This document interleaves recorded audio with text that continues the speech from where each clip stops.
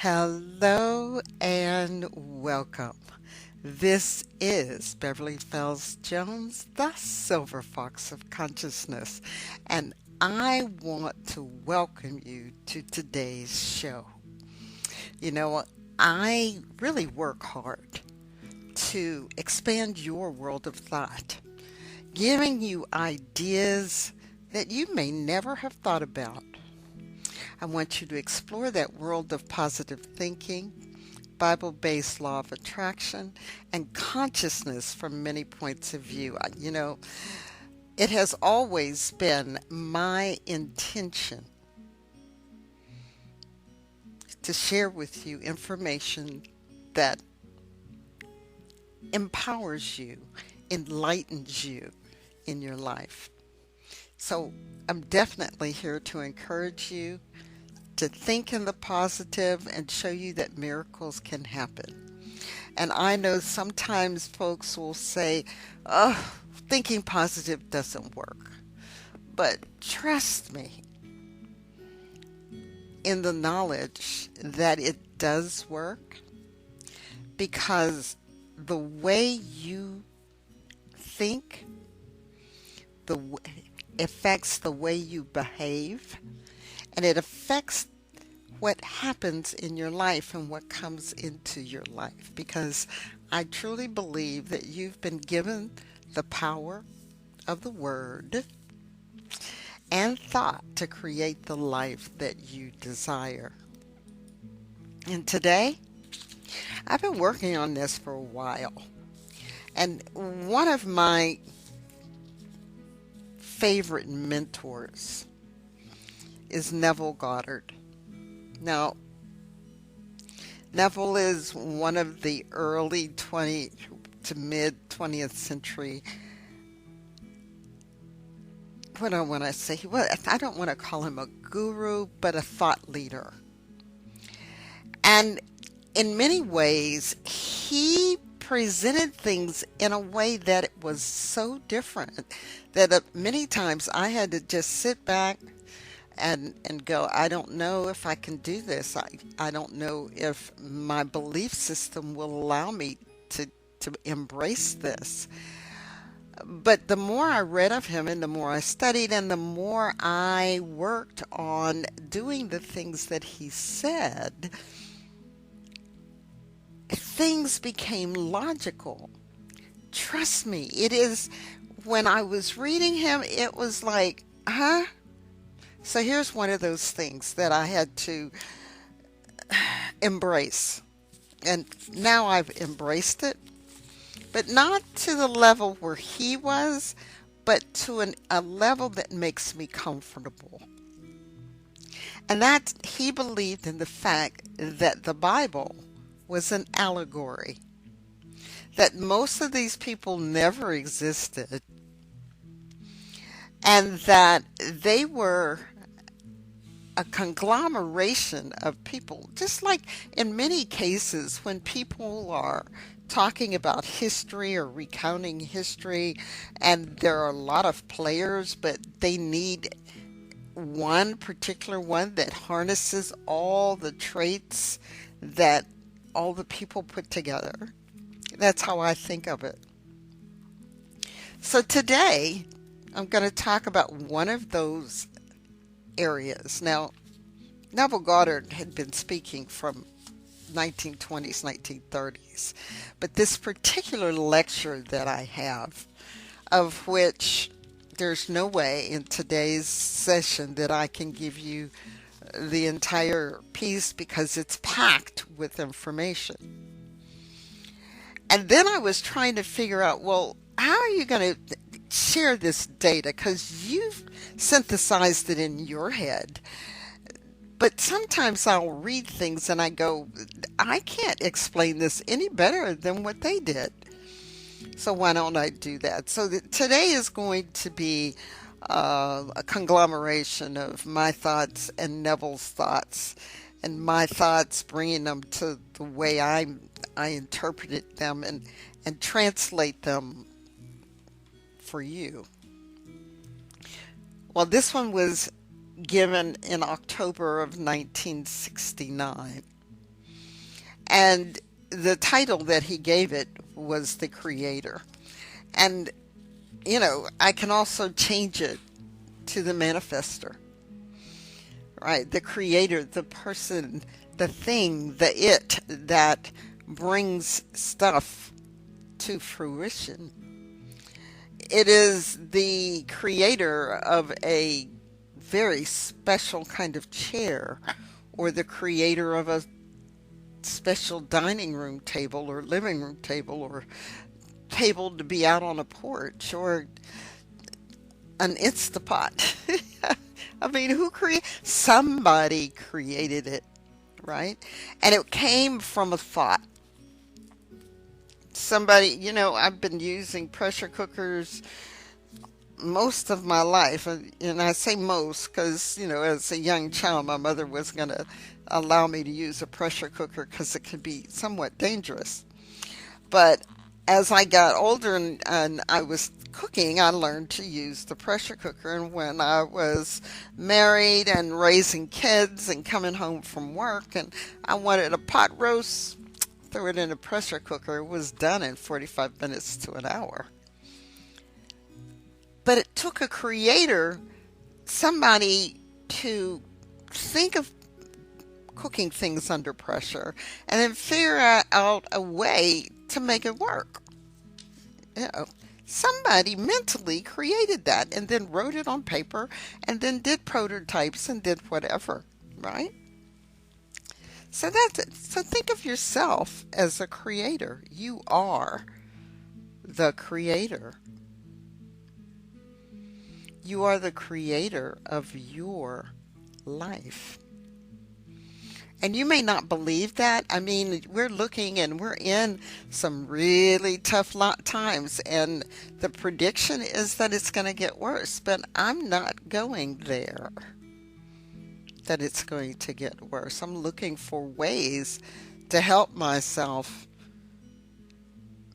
survive, more than survive, thrive. More than thrive, just be the person that I truly want to be, and so can you. Now, you may be facing not making enough money, being laid off from your job, eviction. I don't know what you may be facing, but you can change that. I tell people right here in the Dallas-Fort Worth area, I'm forever seeing, even now, hiring signs. We're hiring. Now, no, they're not the $100,000 jobs. But I've always said if I was out of work, I'll take a minimum wage job to keep food on the table, or the lights on, or the whatever is required. But I'm getting off topic going there, because I want to talk about this thing about being the creator, or being the manifester in your life. Paul, that Apostle Paul, that person in the scriptures, or the person that they say wrote certain chapters, they're not sure. Again, that's another topic. But they're not sure. They just gave the person a name and assumed that this was a letter from Paul or his scribe or whomever. Anyway, in Romans, the first chapter, 20th verse, he said, all the invisible things of God are clearly seen, being understood by the things that are made. All the invisible things of God are clearly seen, but understood by the things that are made. So we see the moon, we see grass, we see animals. These are the things that were made. The invisible things, they were a thought in the mind of the Creator, and then they became visible.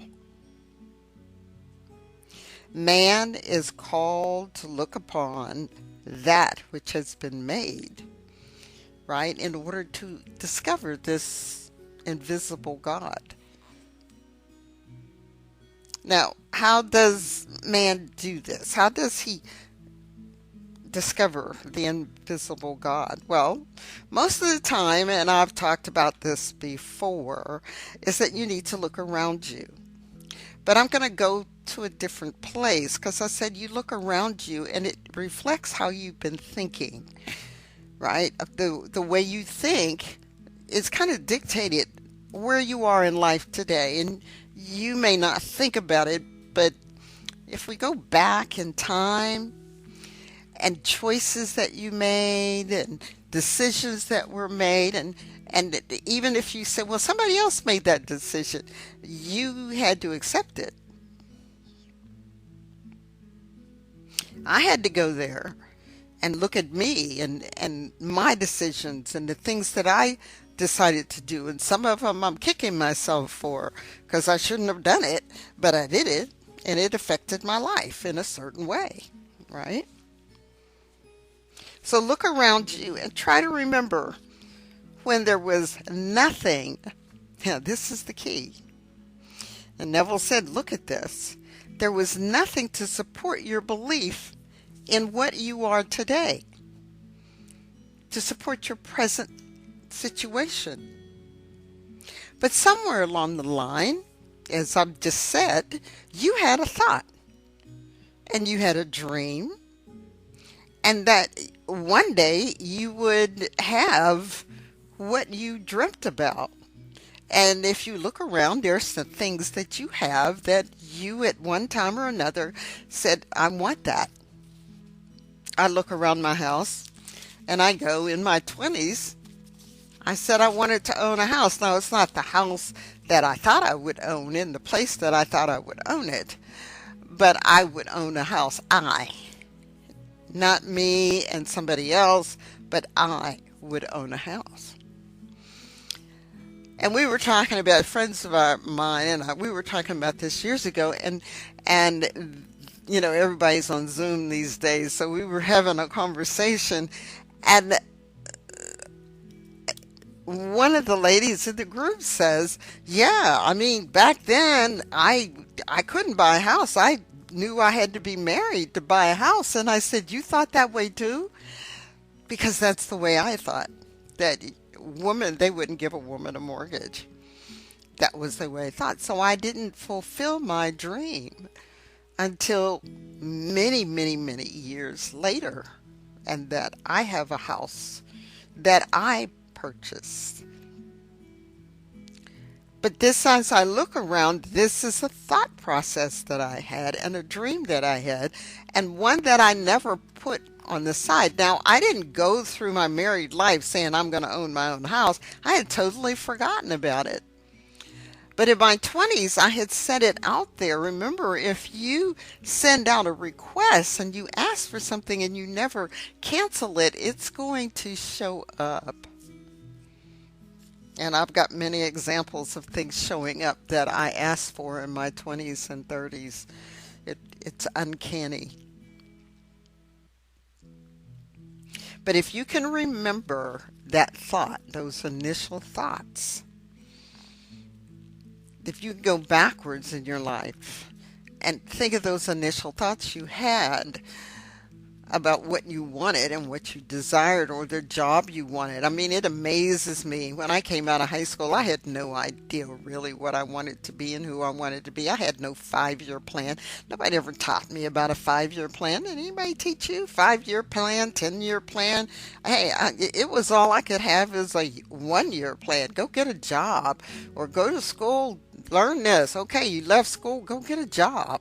I mean, you know, what kind of job? I don't know. Just give me a job till I decide what I want to be. I mean, I didn't have those plans, but other people do.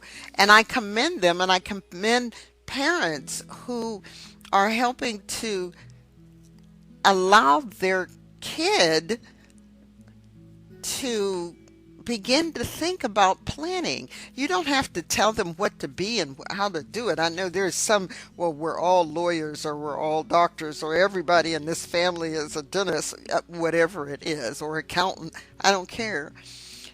But if you're steering your child properly, you want what's best for them and what they are good in. But talking to them about, what do you want to do? Where do you want to be in 5 years? What do you want to have? What do you want to accomplish in 5 years, in 10 years? Where do you want to be in 20 years? I mean, I remember what it was, the question, begin with the end in mind, write your epitaph, write your obituary to what you want. So you are the creator.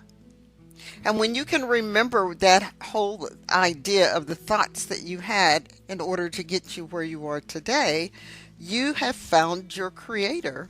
And that's your wonderful, fantastic imagination. And Neville asked the question, could that be God? Remember, we were created according to Genesis. We were created in God's image, and therefore we were given all kinds of things, and we had the given the power of creation. And I'm telling you, as a young age, as a younger woman, the idea that my thoughts had an effect on what happened in my life was like, are you kidding me? But I've had things, I've thought about it, I've felt it, I've desired it, I've had the emotion behind it, and it showed up in my life. I didn't do anything special. Now, other things I had to do certain things special. I had to act upon information that was given to me or ideas that were given to me. But the creator could be your own wonderful, absolutely beautiful, perfect imagination. Now, that was Romans 1:20 when we talked about all the invisible things of God are clearly seen, being understood by the things that are made. But in 21, he says, although they knew God, they did not honor him. All the invisible things of God are clearly seen, being understood by the things that are made. But although they knew God, they did not honor him as God. So when you go about and you start paying attention and you're going backwards in your life and you realize that there is definitely a relationship between the things that have come into your life, the things, the people, the items, the whatever, the career, and your imagination, and your thought process, and your dreaming of this, or you just, there are things that showed up in my life that I had a fleeting thought. But when I had that fleeting thought, I visualized the situation, and I had the emotion right then of being in that space. It was like, oh, when is this going to show up? Because I started learning that when I get that feeling, that certain synergy, things would show up in my life. So you found the relationship between the things and your imagination. So can you honor your imagination as God? See, I told you this was going to be a little different. Now, you think about the fact that you are a representation of God in your body. Science has been looking for the God particle. So just think of the fact that as I look at you, I see God. As I look at other people, I see God. As I look in the mirror and see myself, I see God because I've been given that little piece of him or it, because God has no gender. All right? So do you honor your imagination as God? Or do you look at things around you and the creations and believe that they are caused of some imagination, some deity off into the heavens somewhere.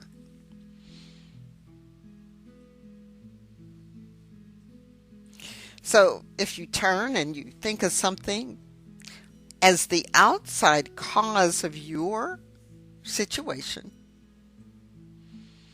are you giving up the truth about God for a lie? Instead, you're worshiping the thing created instead of the creator.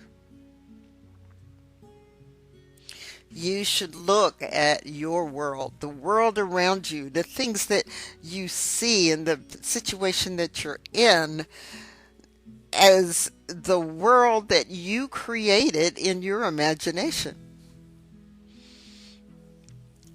And in order to deal with this, you really have to sit down and start thinking about what you thought about.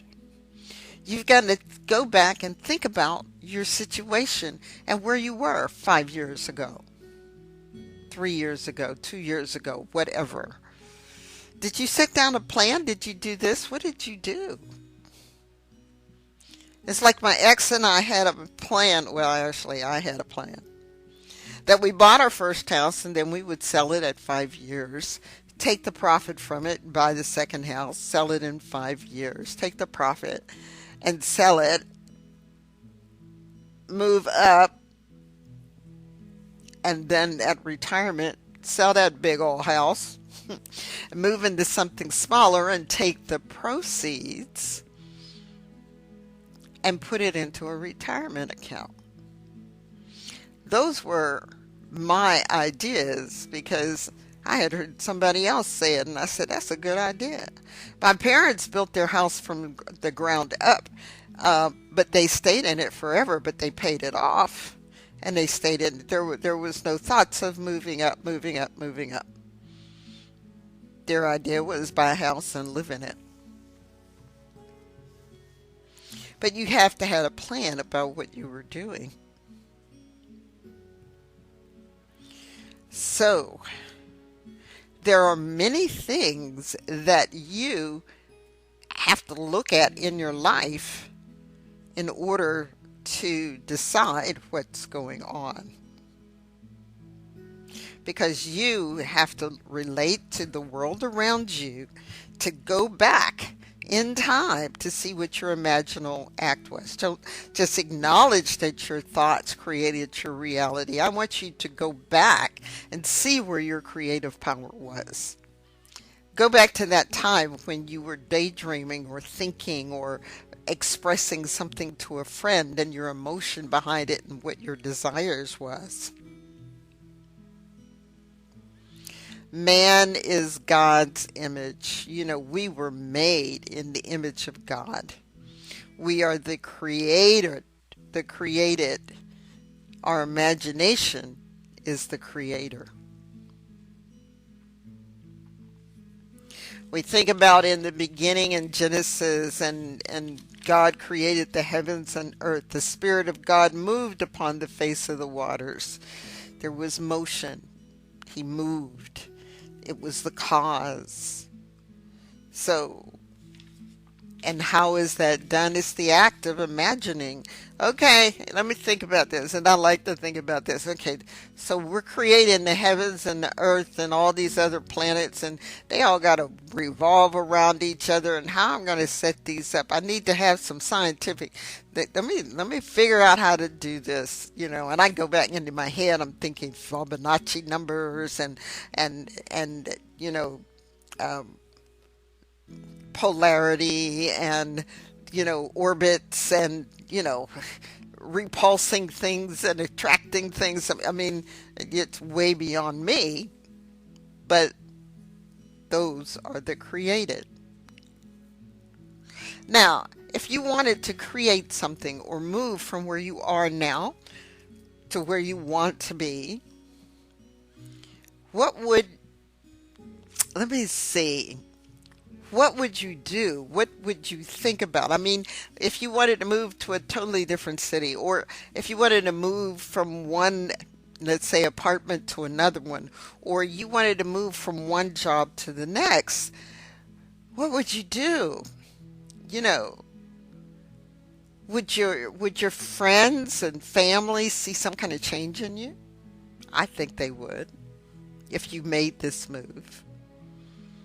Would your outside world look different? Of course. You're going to be in a different location, a different job, a different whatever.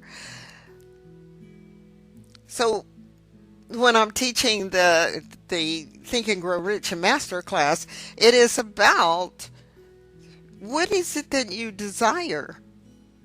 And I want you to define it clearly, succinctly, and then move into your imagination. And when we move into our imagination, we're not thinking about it being way out in the future. We're not thinking about it being, oh, 5 years from now, 2 years from now, a year from now. Maybe it's a 6 month goal that you have. We're not thinking of it as that. When we go into our imagination, it's already happened. Believe that you have received and it will be yours. So, Neville gives a really good explanation and story. And it's about, okay, he was in Los Angeles and he wanted to be in San Francisco. He said, so how would I do that? Well, he said, and I'm going to quote him here, if my desire is to be in San Francisco, I must sleep this night as though I were already there. And as I am falling off to sleep, I must think of the place which I formerly knew as my home, Los Angeles. Remember, he's in Los Angeles, being in San Francisco. So I formerly knew to be my home, Los Angeles, as 500 miles to the south of me. This is motion. This is thought in motion. He is not in Los Angeles in his wonderful creative imagination. He is in San Francisco. So we have the inner and the outer person. And we needed to move from the inner to the outer. The inner is our imagination. The outer is when we actually physically are in San Francisco. Now, understanding that everything is inside of you, within you, this is the subjective part of you, can be brought into being using this simple technique, which is taking you to the objective. So he goes on and he tells the story. He wanted to visit his family in Barbados. So therefore he slept in New York City as though he was already in Barbados and thought of New York City as 2,000 miles to the north. So same example of San Francisco. He goes on to say, then I received a letter from my brother justifying the trip and enclosing a draft to cover my personal expenses. I had not written my brother to ask him for this money, but while I was physically sleeping in New York City and imagining myself in Barbados, my brother had the impulse to write and give me reason why I should come home. I hadn't been there in 12 years and the family needed me to complete the link. He justified his letter, justified the draft, and justified the expenses he would incur, while I, without a nickel, simply imagined I was already in Barbados. One of the things that I learned from this is this. You don't worry about how it's going to get done. He didn't worry about how he was going to get to Barbados. He just dreamt and lived in the feeling and the space that he was already in Barbados. And this is what's happened. I've had things happen to me as easy as this, that somebody else had a dream, a vision, and I did something and it fulfilled their dream. I had an urge to do something and it fulfilled their dream. They did the imaginal act that caused me to give them what they needed. So nothing has ever happened to you that you did not set in motion with your imagination. Now, You can be anything that you want to be. I love the quotation, I can be what I will to be. And you can. When you voice a request, your desire must be genuine. It must be what you really want.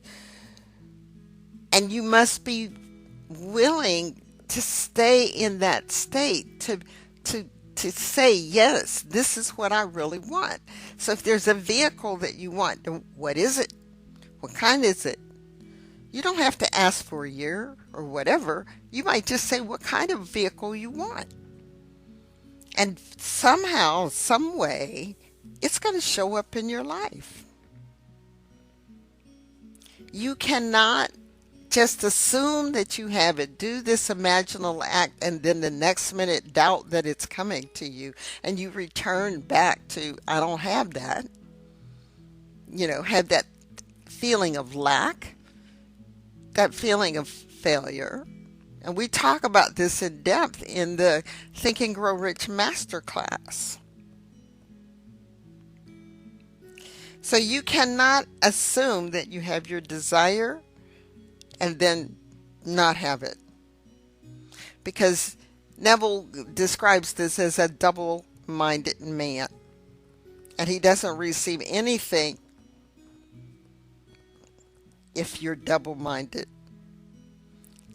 You want to be successful in business, in your job, in your marriage, and whatever. You can do that. Neville goes on and said, don't care how many creditors you're. He's given many examples of people who started out with nothing, no credit, no nothing. And they realized their dream because things started just dropping into their life for them. And they played on their hunches and did those kinds of things. So if you assume success, and Napoleon Hill and Think and Grow Rich, we talk about that all the time. We assume success. We do not allow failure to come into our lives.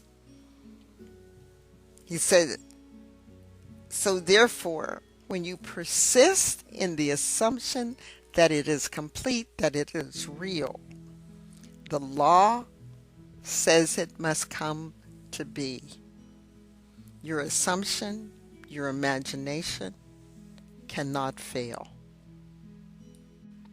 So thank you for being here today. And if you like this podcast, then please hit the thumbs up, give a good review, and subscribe, hit the bell to be notified if you're on YouTube watching this, or subscribe if you're on any other podcast platform. And I will see you in the next video. Thank you for listening today. Please share the link to this show with your friends and family so that they can learn how to be the best that they can be. Visit my website at commandingyourlife.com and follow me on Facebook. Have any suggestions for the show? Just contact me by emailing Beverly at commandingyourlife.com. Be sure to join me on the next episode. As you have believed, let it be done to you, and it is so.